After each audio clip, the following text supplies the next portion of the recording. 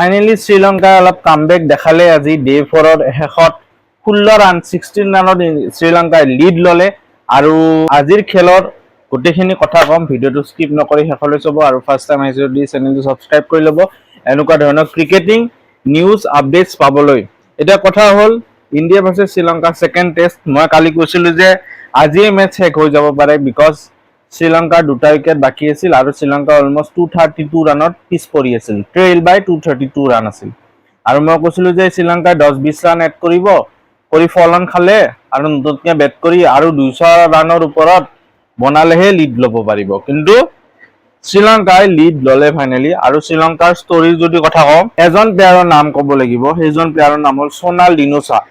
সোনাল ডিনোছাই ইমান ধুনীয়া খেলিছে 103 again century in this test also first test to Sonal Linusar century আছিল আৰু second test to century first test এটা 80 ৰানৰ ইনিংস খেলিছিল তো Sonal Linusar is the key factor for Sri Lankan team তো 103 রান Sonal Linusar খেলে লগতে পাচিন্দু সূর্য বান্দাৰা 80 ৰানৰ এটা ইনিংস খেলিছিল লগতে লাহিৰি কুমাৰা বেটিং কৰি আছিল কালি সোনালৰ লগত 12 ৰানত আউট যায় ফাৰ্ষ্ট ইনিংসত শ্ৰীলংকাই বনায় 290 ৰান আৰু আমাৰ প্ৰসিদ্ধ কৃষ্ণাই তিনটা মানৱ সুথাৰ তিনটা লৈ আছিল চৰণ জৈনে দুটা ডেবিউ মেচ ৰবীন্দ্ৰ জাদেজা এটা মোহাম্মদ সিৰাজ এটা তাৰ পিছত শ্ৰীলংকাই ফলন খাই আকৌ বেটিং কৰে আৰু আকৌ বেটিং কৰি শ্ৰীলংকাই অলপ এইবাৰ শ্ৰীলংকাৰ সেকেন্ড ইনিংসত ভাল প্ৰদৰ্শন কৰে শ্ৰীলংকাৰ ফালৰ পৰা মই যদি কওঁ ওপেনাৰ লাহিৰু ডাইৰেক্ট 3 ৰান কৰে বহুত জলদি আউট যায় আৰু 5 ৰান মানতে এটামান উইকেট গুচি গৈছিল মই চাই থাকোতে লগতে কামিল মিছাৰা 32 ৰানৰ এটা ইনিংস খেলে এগেইন পাচিন্দু সূৰ্য বান্দাৰা 92 ৰানৰ ইনিংস খেলে first ইনিংসত 80 run second ইনিংসত 92 century miss বাই 8 ৰান অনলি তো সেঞ্চুৰী ডিজাৰ্ভ কৰিছিল বাৰু যিয়ে নহওক লগতে কামিন্দু মেন্ডিছেও এবাৰ হাফ সেঞ্চুৰী 55 ৰান বনায় লগতে captain Dhananjaya de Silva unlucky out হয় 23 ৰানত একচুয়ালি বল কৰে হেই বল কৰে স্পিনাৰৰ বলত মানৱ সুথাৰৰ বলত একচুয়ালি বেট পেড হৈ কিনে বেটত লাগি বলটো এনেকে হেই কৰিব বিচাৰিছিল ৰখাব বিচাৰিছিল বলটো এনেকে বেটতটো লাগিল কিন্তু আৰু পেডত লাগি কিনে হেই মানে স্লিপৰ কেটছে ধৰি ললে যাৰ ফলত আনলাকি আউট হল তাৰ পিছত নিৰচন দিগবলা 6 ৰানত আউট যায় বৰ্তমান বেটিং কৰি আছে সোনাল ডিনোছা 7 ৰানত আৰু কেসাৰা নোৱান্থা 3 ৰানত আৰু বৰ্তমান 229 ৰানত 6টা উইকেট হেৰুৱাই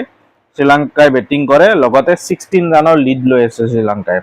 আৰু প্ৰসিদ্ধ কৃষ্ণ এটা উইকেট লৈ মোহাম্মদ সিৰাজ এটা উইকেট মানৱ সুথাৰ দুটা উইকেট চৰণ জৈন এটা উইকেট ৰবীন্দ্ৰ জাদেজা এটা উইকেট এটা কথা হ'ল শ্ৰীলংকা এই মেচখন কালি হ'ল লাষ্ট ডে এটা মেচখন কোনফালে যায় আছে মেচখন যদি মই কওঁ ইণ্ডিয়াৰ টপ আল্ট্ৰা ভাৰী আছে এই মেচখনৰ প্ৰথমৰ পৰা আছিল কিন্তু এতিয়া শ্ৰীলংকাৰ এটা চান্স আছে শ্ৰীলংকাৰ কি চান্স আছে যদিও দেখাত 4টা উইকেটহে আছে মেচখন দেখাত 4টা উইকেট আছে আৰু এই 4টা উইকেট কিন্তু আছে কিন্তু সোনাল ডিনোছা আছে মেইন আৰু শ্ৰীলংকাই 16 ৰানত লিড লৈ আছে যদি শ্ৰীলংকাই 150 মানৰ লিড ল'ব পাৰে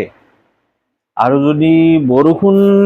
দিব পাৰে এটো কথা ক'ব নোৱাৰো আমি শ্ৰীলংকাৰ পিচ গ্ৰাউণ্ডত বৰষুণ কেতিয়া আহে নো ওৱান ক্যান প্ৰেডিক্ট গতিকে বৰষুণ দিলে আৰু 200 মান আৰু 200 ৰান তো বনাব নোৱাৰে 4টা উইকেটত যদি হেতু হয় এটো তো মিৰাকল হৈ যাব 200 ৰানৰ যদি টাৰ্গেট দিব পাৰে তো তেতিয়াতো ইণ্ডিয়াৰ তাৰ মানে 50-50 টাইপ হৈ যাব কিন্তু 150 মান দিলে at least Sri Lanka have a chance to fight back 150 run মান যদি দিয়ে টাৰ্গেট যদি কৰিব পাৰে 120 150 150 তো লাগিবই 120 মানৰে তো ইণ্ডিয়ান বেটসম্যানে আইখিনি কুবাব ধৰিব তো 150 তো টাৰ্গেট যদি সেট কৰিব পাৰে Sri Lanka will have a chance যদি ভাল বোলিং কৰে তো এখানে আছিল মেচৰ সামাৰি আজি ডে 4ৰ শেষত বাকি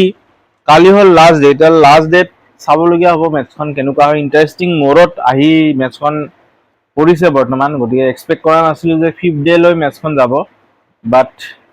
ভালেই হ'ল যে 5th ডে আহি পাল মেচখন অলপ ৰোমাঞ্চকৰ হ'ল তো এটো আছিল ইণ্ডিয়া ভাৰ্চেছ শ্ৰীলংকাৰ মেচ সামাৰি 4th ডে কেনেকুৱা পালে জনাব ভাল পালে লাইক শেয়াৰ সাবস্ক্ৰাইব কৰি দিব তেতিয়ালৈ আহিছো বাবা।